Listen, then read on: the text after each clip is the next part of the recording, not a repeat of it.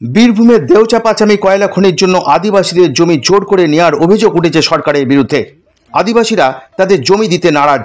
তারা আন্দোলন শুরু করেছে নিজেদের জমি বাঁচাতে। অভিযোগ, আদিবাসীদের আন্দোলন দমন করতে এলাকায় ইন্টারনেট পরিষেবা বন্ধ করা হয়েছে। পুলিশ ব্যাপক ধরপাকড় চালাচ্ছে।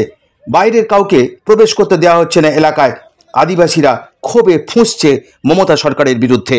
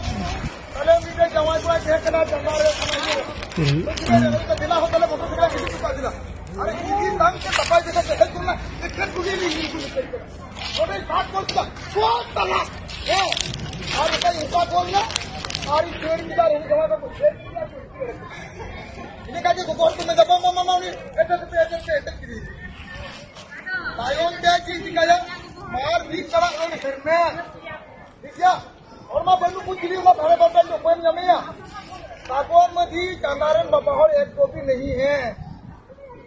इसका पगला मास्टर यहाँ था।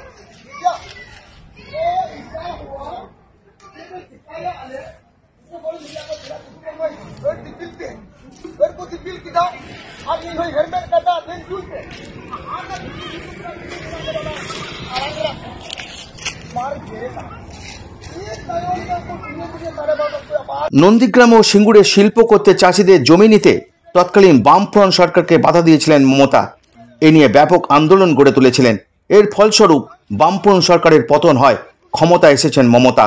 আদিবাসীদের অভিযোগ, সেই মমতাই এখন তাদের জমি দখল করতে পুলিশ পাঠাচ্ছে। আদিবাসীদের প্রশ্ন, সরকারে এসে মমতা কি ভুলে গেছেন এসব?